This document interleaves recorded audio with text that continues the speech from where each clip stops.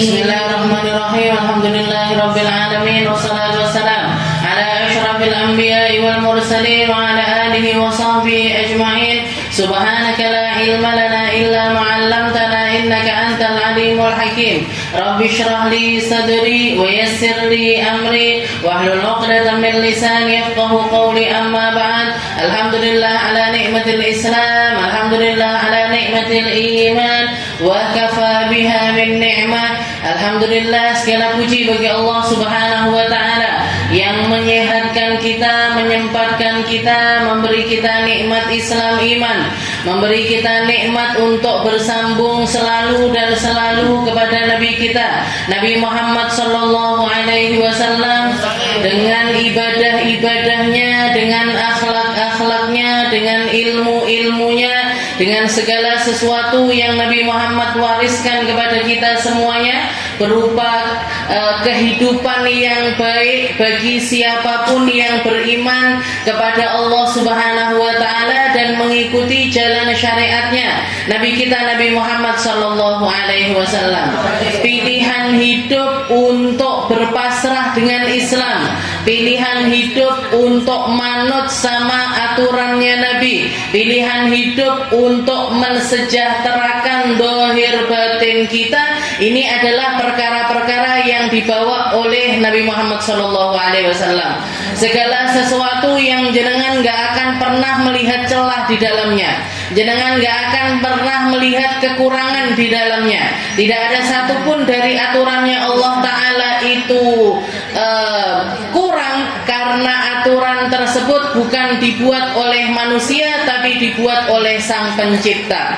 Aturan yang sangat-sangat sempurna sehingga kita semuanya di zaman manapun, di daerah manapun, di dalam lingkungan manapun, mereka semuanya akan selalu bisa mengamalkan aturan Allah, aturan Nabi Muhammad SAW. Dan tadi Ustazah Fatimah juga sudah bahas tentang perkara at-tajirul aminus saduqul muslim ma'asyuhada'i yaumal qiyamah. Seorang pedagang yang amanah, yang muslim, yang jujur, mereka nanti akan diberi ganjaran pahalanya orang-orang syahid ketika di akhirat kelak. Ini menunjukkan bahwasanya manusia ini memiliki dua tugas di atas muka bumi ini. Tugas yang pertama adalah menjadi khalifatan fil ard. Ketika Allah Ta'ala menciptakan Nabi Allah Adam, Allah Ta'ala mengatakan kepada malaikat, ya malaikati inni ja'ilun fil ardi khalifah. Wahai malaikatku, aku menciptakan khalifah di atas muka bumi ini. Apa yang dimaksud khalifah? Khalifah ini adalah penanggung jawab atas apa yang ada di atas muka bumi ini, baik badan ataupun raga yang dia miliki ataupun apa yang ada di sekitarannya mereka. Kita punya tanggung jawab untuk menjaga pohon-pohon agar tidak punah. Kita punya tanggung jawab untuk memberdayakan apapun yang menjadi tanahnya Allah Subhanahu wa taala. Apa yang menjadi milik kita, apa yang menjadi tanggung jawab kita, apa yang menjadi amanah kita, kita sebagai manusia memiliki tugas untuk menjaganya dengan baik. Jadi termasuk diantaranya keberlangsungan manusia pada umumnya di seluruh belahan dunia, yaitu mereka itu normalnya manusia, ya hidup, ya makan, ya minum, ya tidur, ya istirahat, ya berkeluarga, ya bekerja dan lain sebagainya. Ini ketika kita menjalaninya dengan sebaik-baiknya, itu berarti kita sedang menjadi khalifahnya Allah Ta'ala di atas muka bumi ini. Jaga biar enggak baik, kelihatan ada yang kotor-kotor, dibersihkan, buang sampah pada tempatnya, memastikan seluruh area rumah kita ataupun yang jadi tanggung jawabnya kita itu tetap dalam keadaan baik. Itu adalah, nah makanya orang muslim, orang non muslim sama-sama dapat tugas ini. Orang Islam maupun orang-orang non muslim sama-sama punya tugas ini. Orang-orang non muslim mereka juga melakukan seperti apa yang dilakukan oleh orang muslim. Apa maksudnya? Ya dagang, ya bekerja, ya punya anak, ya punya jabatan dan lain sebagainya. Tapi Tapi di satu sisi Allah Ta'ala juga mengatakan wa ma khalaqtul jinna wal insa illa liya'budun. Aku tidak ciptakan manusia dan juga jin kecuali dengan satu tujuan. Apa tujuannya? Beribadah kepada Allah Ta'ala. Dan para ulama mengatakan dua ayat ini tidak sedang bertentangan. Gimana sih Allah Ta'ala nyuruh kita jadi khalifah, di satu sisi Allah Ta'ala juga nyuruh kita untuk beribadah. Dua ayat ini nggak sedang bertentangan, Bu. Tapi dua ayat ini menunjukkan bahwasanya manusia di dalam tugasnya sebagai khalifah fil ard juga tetap diperintahkan untuk beribadah kepada Allah Ta'ala. Kenapa? Karena ketika mereka menjadi khalifah, mereka menjaga apa yang nampak. Ketika mereka beribadah, mereka menjaga apa yang tidak nampak. Ketika mereka menjadi khalifah, mereka menjaga raganya. Ketika mereka beribadah, mereka menjaga jiwanya. Ketika mereka menjadi khalifah, mereka hidup sebagaimana manusia pada umumnya. Ketika mereka beribadah, mereka sedang menjalin hubungan dengan Allah Subhanahu wa Ta'ala. Seperti tadi yang dikatakan, hablum minallah wa hablum minan nas. Urusan sama manusia ini harus beres, urusan sama Allah Ta'ala juga harus beres. Dan manusia itu bisa, dan mereka akan merasakan rasanya hidup ketika dua perkara ini dijadikan satu. Ketika mereka hidup jadi orang baik di antara manusia baik, sama orang, sama tetangga, sama saudara, baik mereka. Nah, selain itu, biar kebaikannya ini tidak hanya membawa kebaikan untuk dunia, tapi sampai ke akhirat nanti, maka dimasuki di dalamnya iman, dimasuki di dalamnya Islam, dimasuki di dalamnya peribadatan kepada Allah Subhanahu wa Ta'ala. Jadi nggak apa-apa, misalkan jenengan wes kadung Ustazah, sudah kadung jadi PNS, sudah kadung punya toko, sudah kadung dodolan neng pasar, jangan sampai kesibukannya kita tentang perkara dunia ini sampai melalaikan akhirat kita. Iso kok duwe toko panggah ngaji, bahkan iso dadi ustazah. Saya ini yo pedagang, pedagang ya. Jenengan kalau ketemu saya di toko, saya ketika di toko berarti saya sedang memposisikan diri jadi bakul. Jangan salahkan kalau saya towo sembarang-barang sama, ini jilbab yang bagus, ini baju yang bagus, ini sajadah yang bagus, ini rukuh yang bagus. Kenapa? Karena di situ saya pedagang. Jangan jenengan datang ke toko, Ustazah, saya mau curhat. Duduk wayahe, Bu. Jadi tempatnya masing-masing. Enggak, istilahnya dua hal ini bukan sesuatu yang bentrokan, tapi sesuatu yang sangat-sangat bisa berjalan bersama-sama. Nabi Muhammad SAW selalu double profesi kok. Nabi Muhammad itu selalu double profesi. Beliau profesinya jadi nabi dan juga rasul, sekaligus jadi pemimpin negara, sekaligus jadi panglima perang, sekaligus menjadi juru dakwah yang luar biasa, sekaligus jadi pedagang. Bahkan sebelum beliau diangkat jadi nabi sama Allah Ta'ala, umurnya nabi itu lebih panjang jadi pedagang ketimbang jadi juru dakwah. Sampai umur 40 tahun beliau menjadi pedagang, dan perdagangannya beliau dimulai dari usia 5 sampai 6 tahun. Jadi ketika abahnya meninggal, beliau dititipkan di kakeknya. Dari situ beliau sudah mulai kerja, mulai kerja. Walaupun nggak langsung jadi juragan, tapi beliau jadi pekerja, ngikut keliling ke saudagar kaya yang ada di negeri Makkah. Mana yang punya kambing, beliau nawarkan jasanya. Beliau nawarkan jasanya, dari situ dapat upah. Ada yang disimpan, ada yang buat jajan, ada yang buat hidup dan lain. Bayangkan zaman sekarang kita mana? Lihat anak umur 5 tahun, 6 tahun kerja. Semuanya bakalan ngomong, eksploitasi anak. Umur 6 tahun, 7 tahun sudah disuruh kerja atau diajarin kerja, nganggapnya eksploitasi anak. Padahal kalau kita lihat, Bu, jenengan kalau tahu negeri yang paling istilahnya yang paling kuat di dalam perdagangannya itu anak TK, anak kelas 1, kelas 2 SD sudah diajarin pekerjaan-pekerjaannya orang-orang dewasa. Di sekolah-sekolah mereka disuruh nyapu beneran, ngepel beneran, masak, bagikan makanan, bersihkan kamar mandi, ini itu dan lain sebagainya. Kenapa? Karena ini ilmu kehidupan. Mereka sampai tua nanti, sampai berumah tangga dan lain sebagainya, sangat-sangat memerlukan ilmu-ilmu tersebut. Kalau kita terlalu sayang, atau sayang dengan cara yang salah, anak enggak tahu dikongkon, sembarang-barang dicepak nih pembantu, sembarang-barang dibantu sama orang tuanya. Jangan lihat jadinya.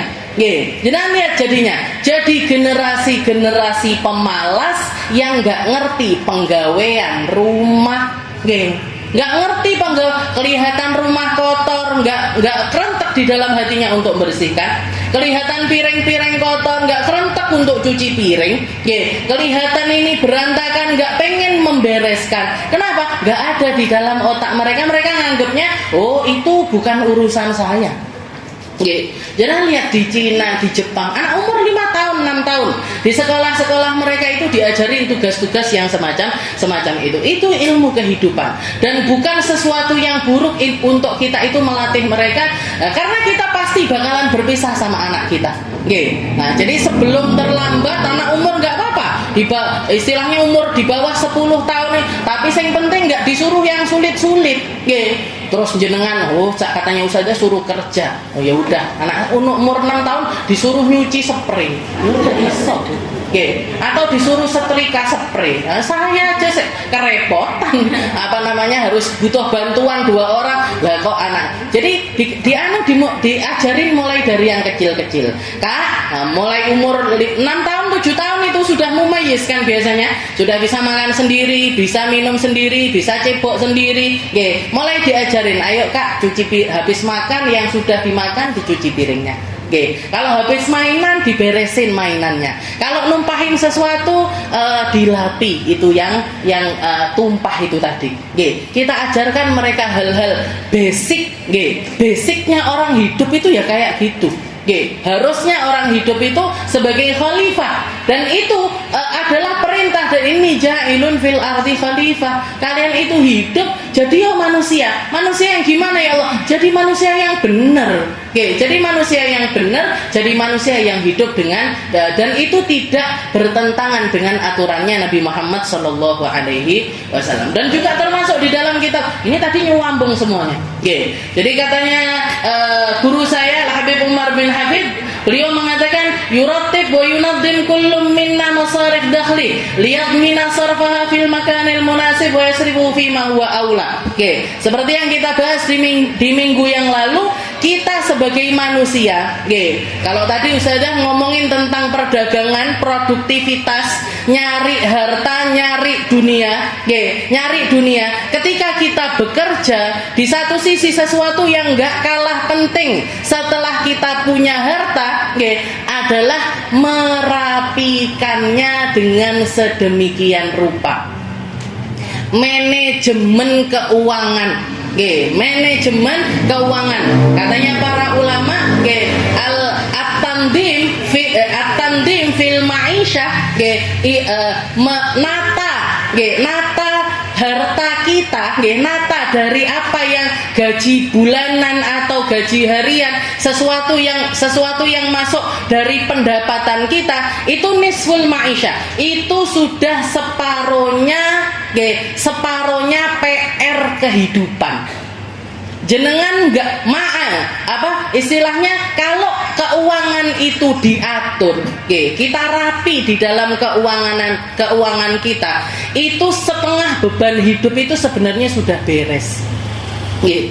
Tinggal kita lihat sama keadaan kita masing-masing. Oh, kerjaan saya gajinya bulanan. Gajinya bulanan. Berapa gajinya? 3 juta. Dari mulai awal dapat gaji itu sudah harus ditata, Bu. Yang wajib-wajib dulu apa? Oh, sewa rumah, bayar sewa rumah, bayar air, bayar listrik, bayar SPP anak sekolah dan lain sebagainya. Disisihkan dulu. Biar apa? Biar nggak kecokot sing liyane. biar nggak keambil buat sesuatu yang lainnya. Nah, setelah itu apa? Yang wajib lagi, beli beras, beli kebutuhan bulanan, nah, ditaruh.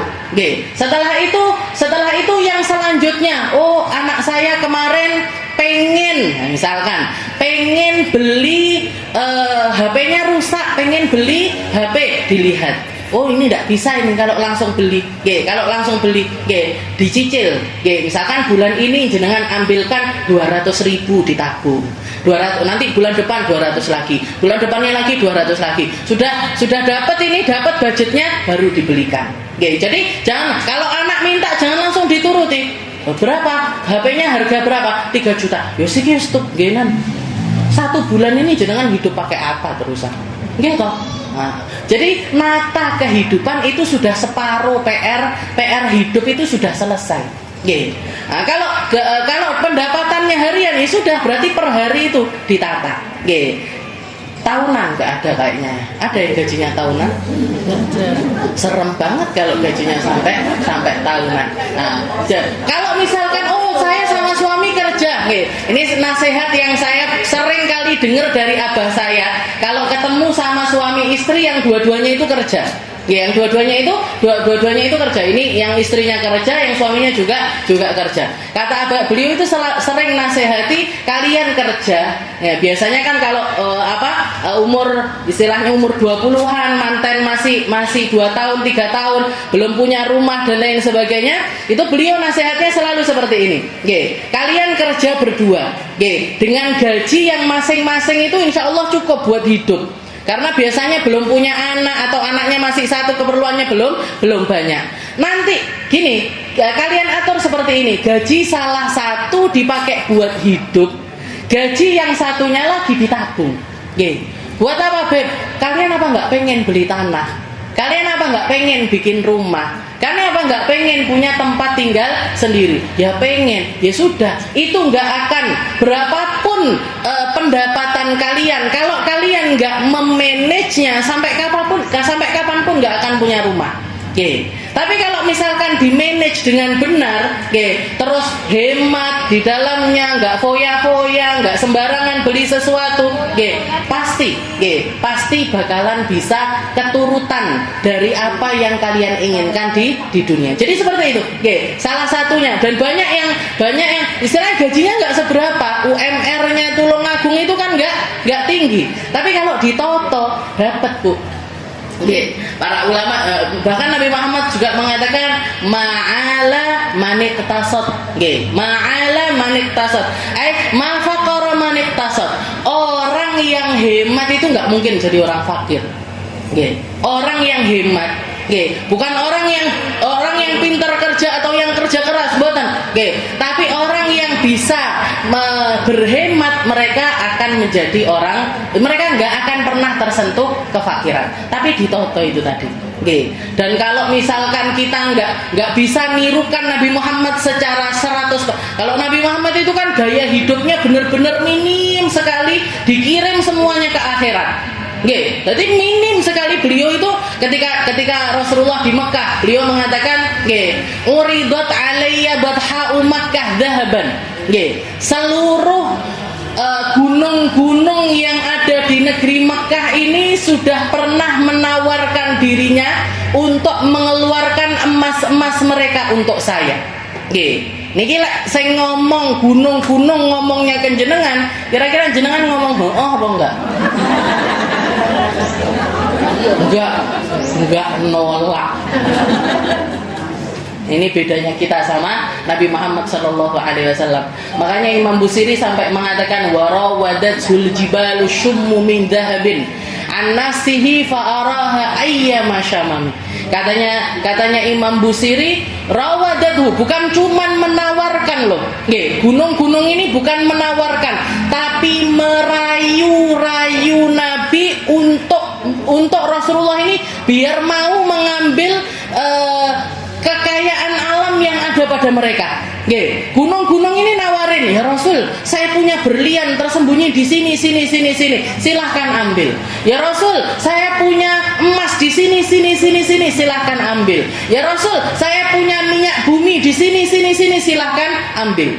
tapi Nabi Muhammad menolak itu semuanya dengan penuh pengagungan kepada Allah Subhanahu wa rawadatul jibalu syummu min dzahab. Jadi gunung-gunung tinggi itu nawarkan emas untuk Nabi, tapi ditolak semuanya sama Rasulullah sallallahu alaihi wasallam.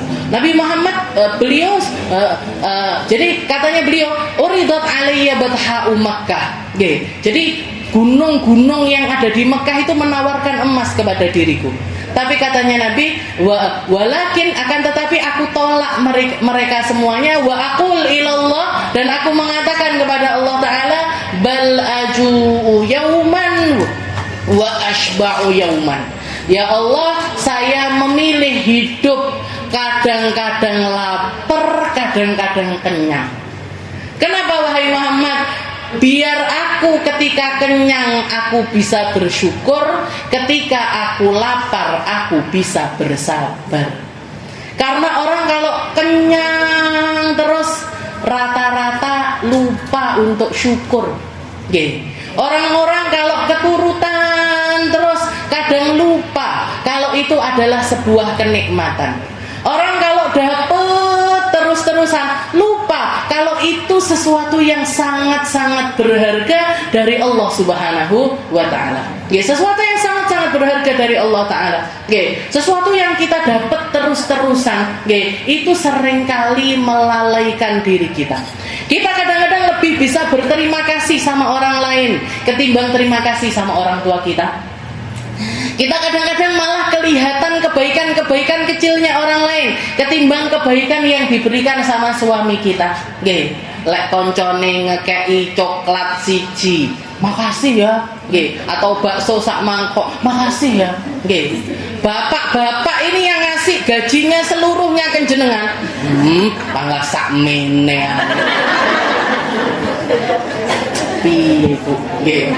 Gimana ini?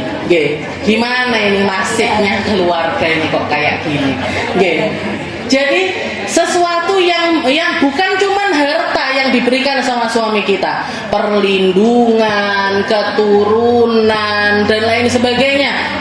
Kebaikan yang nggak bisa kita nilai dengan apapun, tapi jenengan ingat-ingat kapan terakhir kali terima kasih sama suaminya. Diingat-ingat kapan terima kasih, makasih ya Budi. Kapan bajal? Lali Ustazah, kain mantananya. Dulu, padahal mantananya belum dapat kebaikan banyak. Jenengan diopeni sampai melemu dan lain. Ora tahu terima kasih kalau bojo. Ora tek bayi nanti kulum mina wasarab. Nah, kalau Rasulullah kalau gaya hidupnya Nabi itu kan super. Nabi Muhammad itu hanya mengambil dari dunia mayahtaj, yang memang benar-benar jadi kebutuhan, bukan keinginan. Kesemuanya versi kebutuhan, nggak pernah ada versi keinginan dari Nabi. Rasulullah nikah baru bangun satu rumah buat istrinya. Bahkan rumahnya itu pun nggak layak untuk dikatakan rumah, kamar. Ya kamarnya ya di situ, ya kamar mandinya ya di situ, ya dapurnya ya di situ. Tempat buat nerima tamu ya di situ. Cuma dikasih satir aja. Cuma dikasih satir aja, nanti kalau ada tamu datang. Piring secukupnya, gelas secukupnya, sendok secukupnya. Bukan kayak kita yang setiap lebaran tuku sak losin. Jadi versi hidupnya Nabi itu selalu kebutuhan bukan keinginan. Tapi kalau misalkan kita terlalu sulit untuk nirukan cara hidupnya Nabi Muhammad, para ulama mengatakan istilahnya ahli ekonomi ini saya pernah dengar dari abah saya yang ngajar, karena abah saya itu cerita terus Bu setiap hari, dan karena beliau pedagang, banyak yang beliau ceritakan itu tentang perdagangan. Katanya beliau, kalaupun kita nggak bisa nirukan Nabi dengan gaya hidupnya yang sulit untuk ditiru, tapi minimal biar kita nggak terpuruk, dana itu bagi jadi 3. Dana itu bagi jadi 3. Gimana? 1/3 untuk hidup. Kebutuhan hidup itu ambil dari 1/3 penghasilan kita. 1/3-nya lagi untuk dinikmati. Jenengan pengen umroh, pengen tamasya, pengen dolan-dolan, pengen ziarah-ziarah, ambil dari budget yang sepertiga ini. Jadi sepertiga untuk hidup.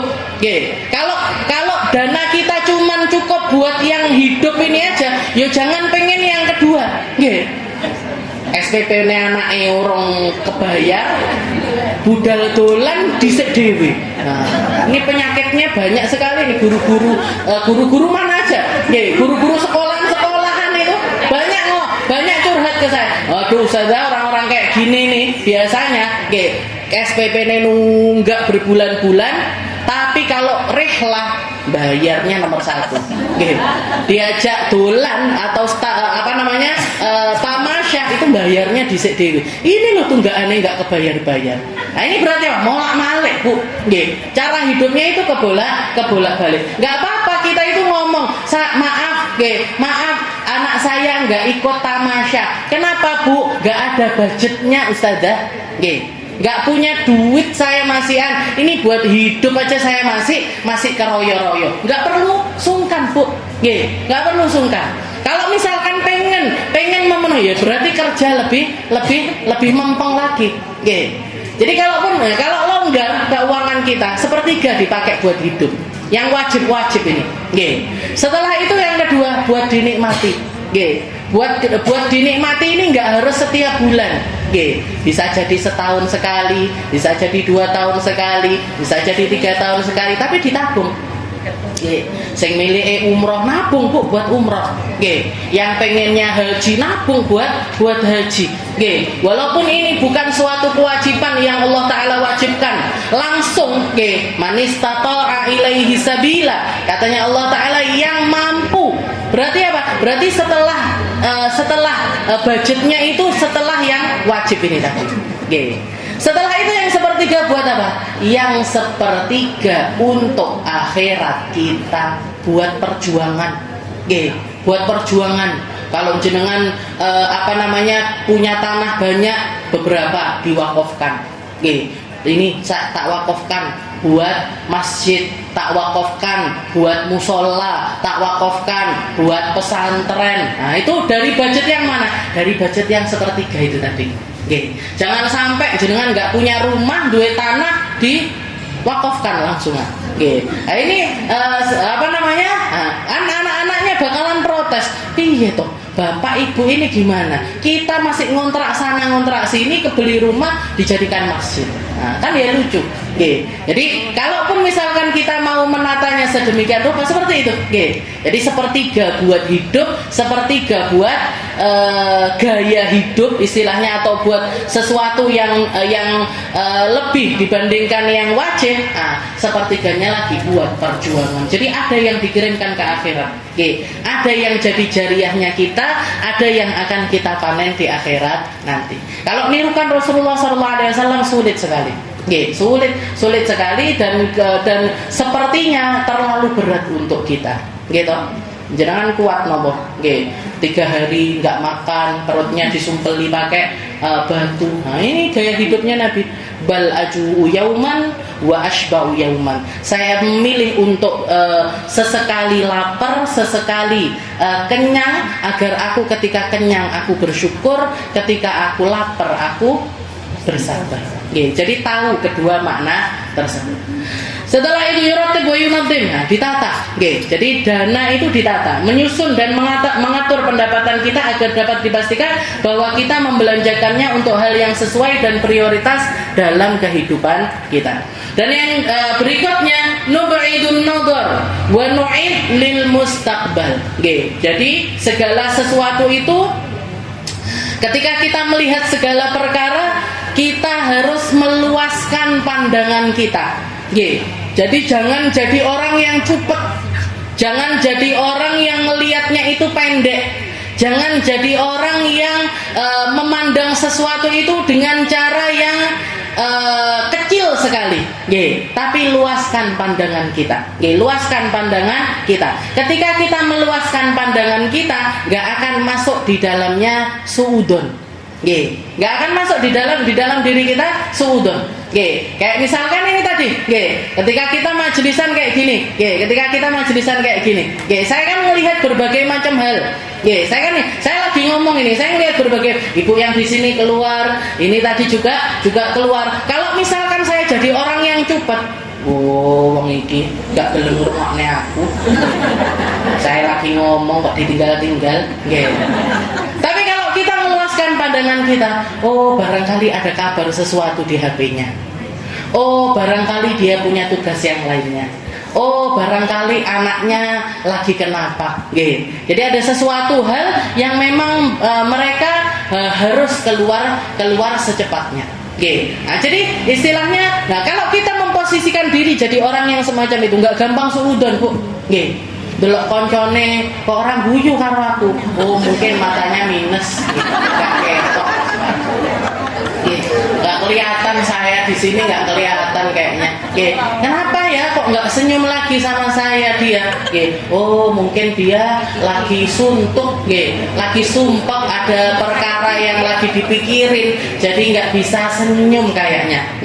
Jadi diluaskan, Pak. Kalau jenengan jadi orang yang pandangannya itu luas, nggak gampang sakit hati, nggak gampang baper, nggak gampang suudon sama orang, nggak gampang suudon sama orang. Dengar apapun informasi dari manusia, nggak akan membuat mereka ini terpuruk, nggak akan membuat mereka ini terpuruk. Dan Allah Ta'ala juga mengatakan, kalau kalian itu mendengarkan semua perkataannya manusia, yudilluka an sabilillah, semuanya itu akan menyesatkan kamu dari jalannya Allah. Semua informasi yang masuk ini kita anggap benar, itu semuanya akan menjadikan kita itu jauh dari kebaikan-kebaikan yang harusnya kita raih. Makanya apa yang kita lihat, apa yang kita dengar itu sangat menentukan. Apa yang kita lihat, apa yang kita dengar itu akan sangat menentukan keadaan hidup kita. Makanya difilter, Bu. Delok sing api-api, dengerin yang baik-baik. Yang paling baik dari apa yang kita dengarkan ini apa? Al-Qur'an. Jangan datangi kajian-kajian Al-Qur'an. Jangan datengin tempat-tempat yang di situ bahas tentang Al-Qur'an. Satu kalimat-kalimat yang enggak ada keraguan di dalamnya dan enggak akan pernah membuat kita tersesat. Hakul hakikiyah. Kalau ada intisarinya hakikat itu ya Al-Qur'an. Selain itu apa Ustazah? Selain itu hadisnya Nabi Muhammad sallallahu alaihi wasallam. Hadis-hadisnya Nabi, caranya Nabi ngomong, caranya Nabi berakhlak, caranya Nabi memproses sesuatu, caranya Nabi menyikapi sesuatu, belajar tentang hadisnya Nabi. Setelah itu apalagi? Kalamnya ulama, omongannya para ulama, omongannya orang-orang soleh, omongannya orang-orang yang di dalam hatinya penuh dengan keimanan kepada Allah Ta'ala, sehingga mereka menjalaninya dengan cara yang terbaik. Kalau enggak nyasar kemana-mana, Bu. Kalau enggak terpuruk jenengan. Kalau enggak, kita akan jadi orang-orang yang terombang-ambing ke sana kemari, enggak ngerti harus bagaimana, enggak ngerti bersikap seperti apa, sehingga dipermainkan oleh zaman. Sehingga dipermainkan oleh zaman. Cukup, makanya porsi ngaji itu harus ada. Paling enggak 3 hari sekali. Nggak iso telung dino pisan, seminggu pisan. Nggak iso seminggu pisan, sesasi pisan. Sebulan sekali nggak bisa, 2 bulan sekali. Nggak bisa usahanya setahun sekali lah. Tapi niku yang cemes banget niku. Nah ini wis kadung wis terporak, terombang-ambing baru mentas sedilu munyer neh ning gone ombak, diunyer-unyer neh ombak. Ngoten, hakikatnya orang hidup itu kalau nggak punya pegangan agama, kalau nggak punya pegangan tempat-tempat semacam ini, akan menjadi orang-orang yang seperti itu. Jangan bisa melihat realitanya. Jangan bisa melihat sama orang-orang sekitarannya jenengan. Yang sudah kenal ngaji jadi seperti apa, yang belum kenal ngaji seperti apa hidupnya. Ya ngoten niku. Nubaidun nadhar wa nu'idul muslil mustaqbal, dan kita persiapkan masa depan kita. bukan cuman masa depan besok, seminggu lagi, 2 minggu lagi. Itu sesuatu yang perlu untuk kita persiapkan. Tapi selain itu juga kita persiapkan apa yang akan datang setelah kematian kita. Makanya mau ngapa-ngapain dipikir, ini baik nggak buat akhirat saya? Ini ada manfaatnya nggak buat akhirat saya? Ini membahayakan nggak buat akhirat saya? Kalau sampai itu sesuatu yang membahayakan akhirat kita, tinggalkan. Makanya para ulama itu di dalam kitab pembukaannya Riyadhus Shalihin, karyanya Imam An-Nawawi, saya sering bahas tentang kalimat-kalimat ini karena saya suka sekali dengan kalimat-kalimat tersebut. Katanya Imam Nawawi, inna lillahi ibadun futana talaqud dunya wa khaful fitana nadaru fiha falamma alimu annaha laysat lil hayyi watana ja'aluha lujjatan wattakhadhu salihal a'malu fiha sufuna. Katanya Imam An-Nawawi, innalillahi ibadun futana. Allah Ta'ala itu di atas muka bumi ini selalu memiliki hamba-hamba yang cerdas, hamba-hamba yang faham, hamba-hamba yang ngerti. Talaqud dunya wa khaful fitana. Mereka memilih untuk mentalak dunia, mencerai dunia, berpisah dengan dunia sebelum perpisahan abadi, sebelum mereka masuk ke liang lahat. Kenapa? Nadaru fiha, karena mereka melihat tentang hiruk pikuknya dunia dan jalan hidupnya manusia di atas. Manusia ini kan seragam sebenarnya. Mayoritas itu seragam. Gimana? Lahir cilik kabeh.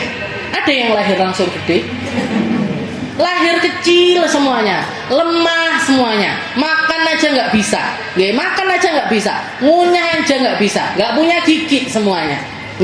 Setelah itu nanti bisa jalan, bisa ngomong, jadi balita, setelah itu dewasa, setelah itu remaja, dewasa, tua, balik kembali lemah lagi, kembali giginya habis lagi, itu yang 50, 60 tahun ke atas kayaknya sebagian kan sudah, ini palsu Zada, ini palsu, ini tambal sini, tambal sini, tambal sini. Jadi modelnya manusia itu mayoritas seperti itu. Di dalam ekonominya, di dalam nggak ada yang abadi, nggak ada yang hidup selama-lamanya. Nadharu fiha falamma alimu annaha laysat lil hayyi watana. Mereka jadi sadar, oh ini berarti bukan tempat saya yang abadi. Oh ini berarti bukan hidup saya yang selamanya. Oh ini adalah tempat saya mampir aja, tempat saya istirahat aja. Tempat istirahat itu, di tempat istirahat kita nggak butuh banyak, Bu. Di tempat istirahat jenengan nggak butuh rumah luas, nggak butuh kendaraan banyak, nggak butuh duit banyak, bahkan nggak butuh kita. Kenapa? Tempat transit kok. Jenengan kalau di rest area itu paling ngapain? Ngambil yang diambil apa? Oh lapar saya, ya makan sak bungkus. Ada yang lapar tuku 10 bungkus, dimakan semuanya. Ada yang kayak gitu. Minum seberapa? Sak gelas paling.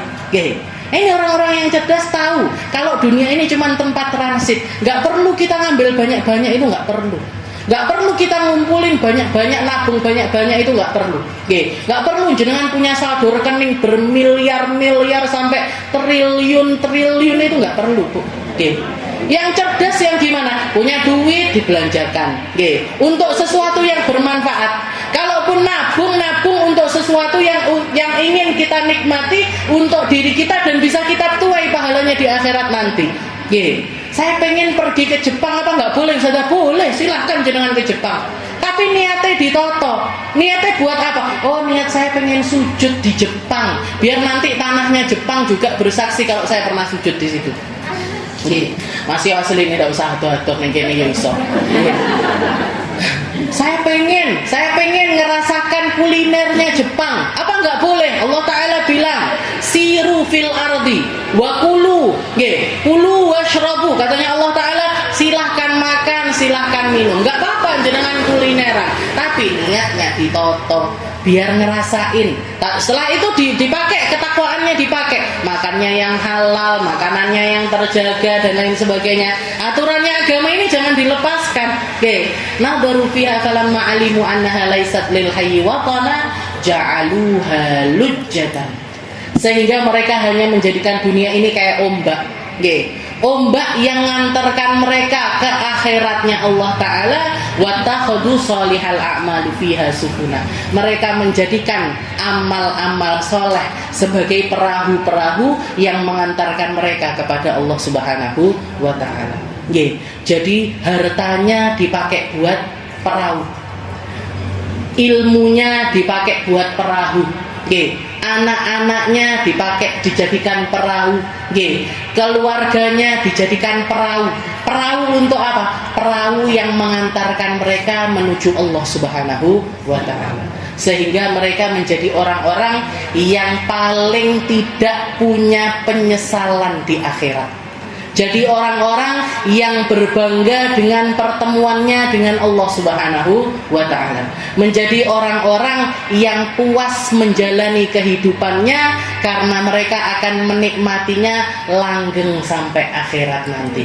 Mungkin kita semuanya dijadikan orang-orang yang pintar di dalam hidup, dijadikan orang-orang yang cerdas di dalam menata kehidupan, dijadikan orang-orang yang punya pegangan dengan pegangan yang kuat dengan Al-Qur'annya Allah Ta'ala, dengan hadis-hadisnya Nabi Muhammad Sallallahu Alaihi Wasallam, dengan perkara-perkara yang ditinggalkan oleh para nabi, para rasul kepada kita bisa mengambilnya sebagai jalan kehidupan kita, bisa menjadikannya sebagai aturan-aturan yang berjalan di dalam kehidupan kita, orang tua kita, anak kita, semua orang yang kita sayangi, sahabat-sahabat kita, tetangga-tetangga kita, dijadikan sama Allah Ta'ala orang-orang yang bertakwa, dijadikan Allah Ta'ala orang-orang yang faham tentang maknanya kehidupan, dijadikan orang-orang yang memiliki sa'adah fid dunya wal akhirah. Jadi orang-orang yang selamat di dunianya sampai akhiratnya nanti. Ala hadhihi niyyah wa ala kulli niyatin salihah wa ila hadratin Nabi Muhammad sallallahu alaihi wasallam bi sirril Fatihah.